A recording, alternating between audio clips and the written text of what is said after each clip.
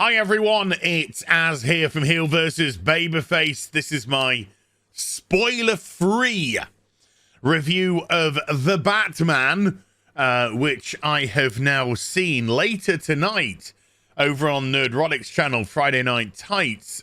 We will be discussing this further and in depth. So this is the one where everyone can watch, and I'll give my hot takes here, I guess. So first and foremost, did I enjoy the film? Quite an important question to ask. And the answer is yes, I did enjoy the film. Is it my favorite Batman film that's been released, let's say from the '89 Batman to current day? No, it's not. I think The Dark Knight is a better movie. Even Batman Begins. Batman Returns is possibly my favorite Batman movie of all time.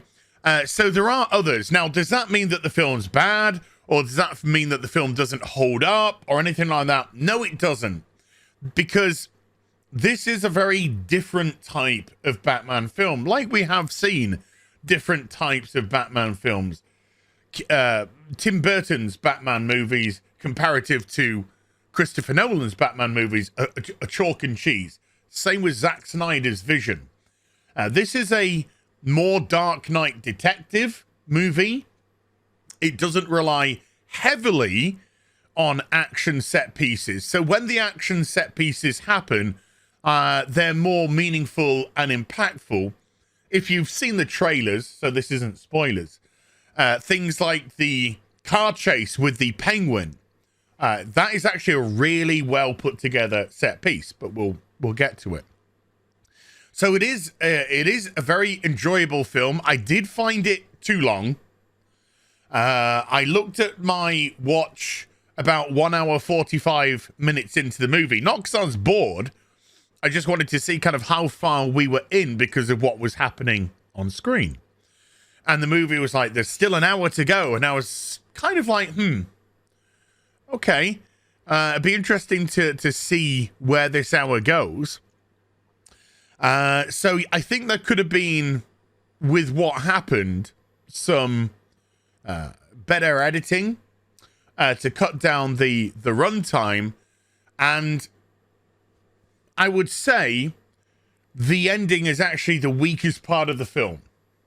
It did some really interesting setup during the movie, and it actually brought in some potentially interesting antagonists who I thought, because the movie didn't seem to just frivolously throw them in there, apart from the end, I thought they were going to use in the film. I thought there was going to be a little sting in the tail, a little twist in the tail. So yeah, a little bit of discipline when it came to the editing, cut down the runtime, get it somewhere around 2 hours, 2 hours 15, and I think that would have suited the movie far better. There was a little bit of meandering that didn't need to be there. As regards to the performances, did the Sparkle Vampire put in a good performance as Batman, Bruce Wayne? Yes. I thought Robert Pattinson was great. This was a very interesting take on Batman, and because this is year 2, this really did feel like a younger Batman that was finding their way. Not in a unskilled way, because he's very skilled, but just kind of coming to grips with how he's going to tackle crime, etc. So I did think Robert Pattinson put in a very good performance as Batman. As regards to his performance as Bruce Wayne, he didn't do the typical playboy.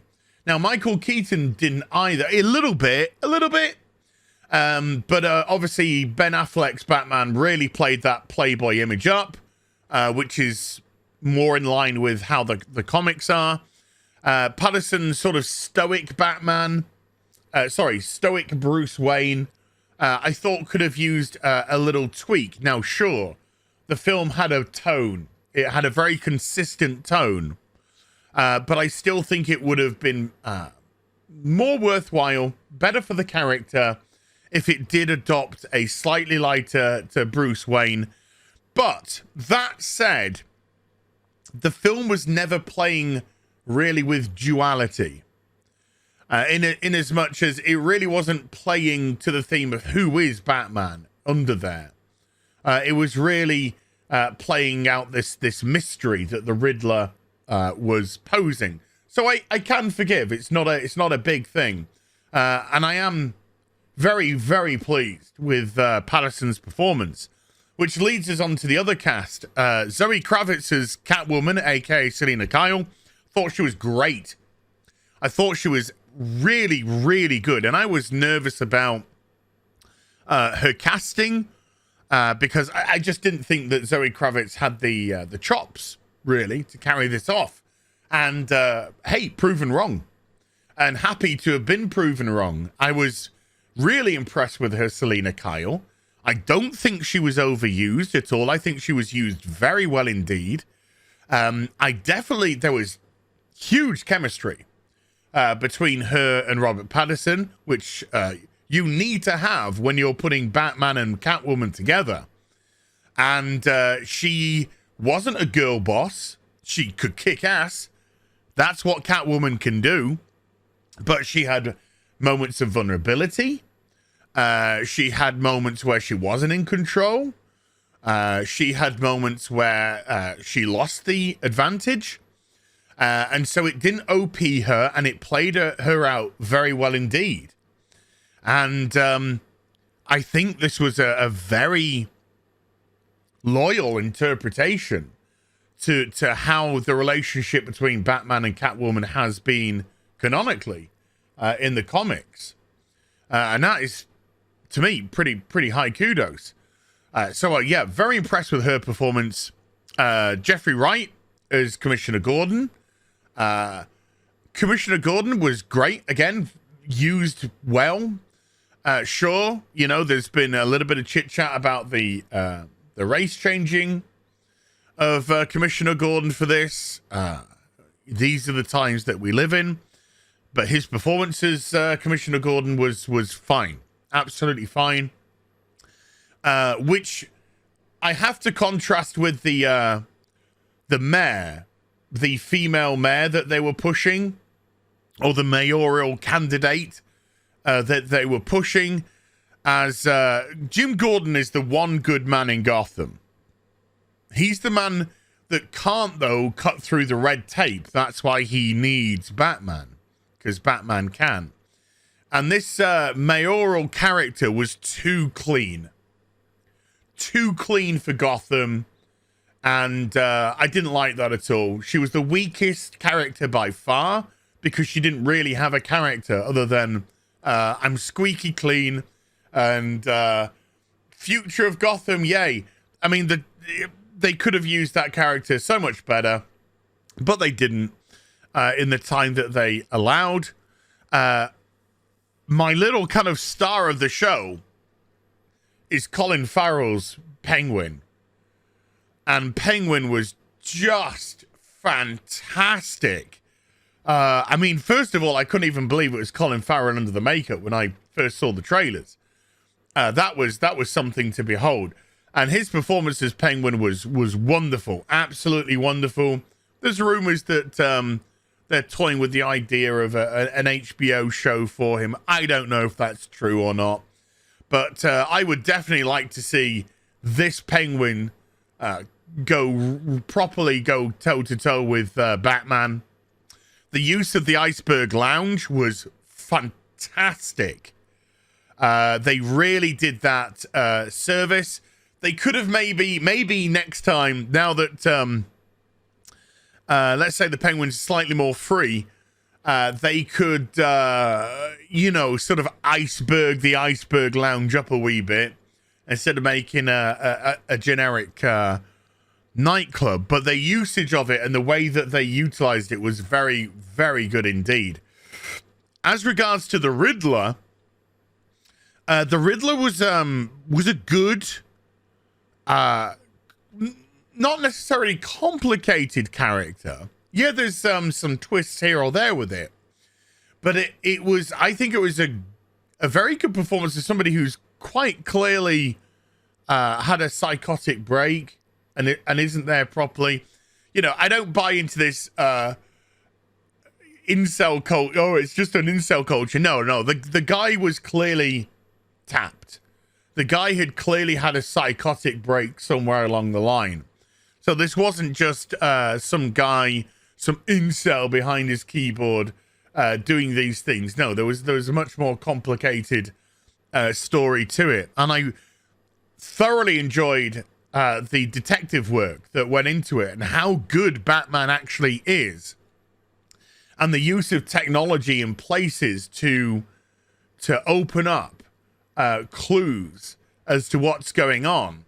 And I'm not saying that Batman gets it right every time, but I'm saying that the detective work behind it was excellent. Set piece wise, fight wise, there were some great moments. We've seen them in the trailer.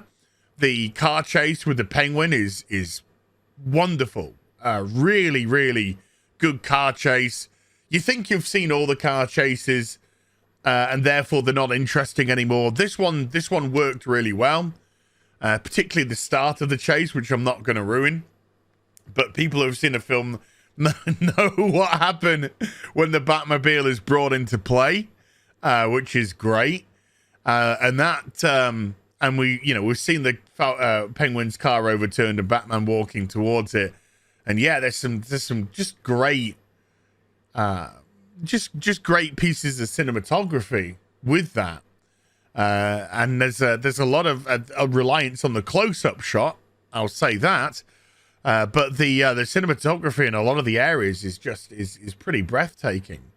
And so when the fight set pieces eventually happen, they are good. They're quite raw. They're pretty brutal. And there are some questions which hopefully we will discuss in Friday Night Tights as regards to a couple of things that happen within that, which may be dropping hints at things to come in the future. If you were a comic book reader, if you're a Batman comic book reader and you say to yourself, which kind of bracket, which Batman book does this feel more like? I would say not Batman or Detective Comics, even though there's heavy reliance on detective work. I would say this falls more into Legends of the Dark Knight and also Shadow of the Bat. Those are the kind of comics which I felt this sort of emulated much more than the major books. Going forward, where did the film leave off going forward? Couple of threads. There were a couple of threads during the film which I would like to see played out more than the ending of the film. There were a couple of threads that they threw in, as I mentioned earlier, that I thought were going to play out that didn't. And I would be very interested to see how Matt Reeves and particular the Pattinson Batman would take care of them. So overall, not a perfect movie. Is there a perfect movie? Empire Strikes Back. Other than Empire Strikes Back, is there a perfect movie? Of course, I don't think so. Some people will have theirs, I guess. Of course they will. But very solid. It's a very solid film. And I would give this... I know this might sound bad to some people.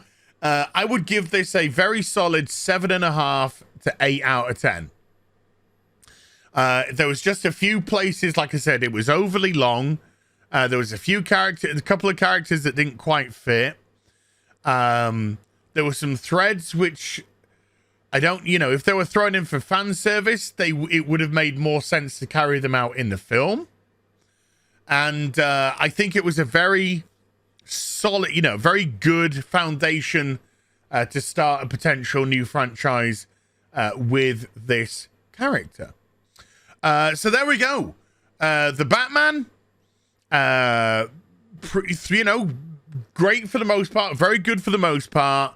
Too long, a little bit disconnected at times. self-indulgent maybe by Matt Reeves, could have been tightened up, but a great solid foundation for the future. So I hope you enjoyed the vid. If you did, do give it a thumbs up and also subscribe to the channel. Follow me on social media and YouTube for live streaming. Links are in the description box down below, and I will be back with some more stuff very soon. You take care. Bye for now.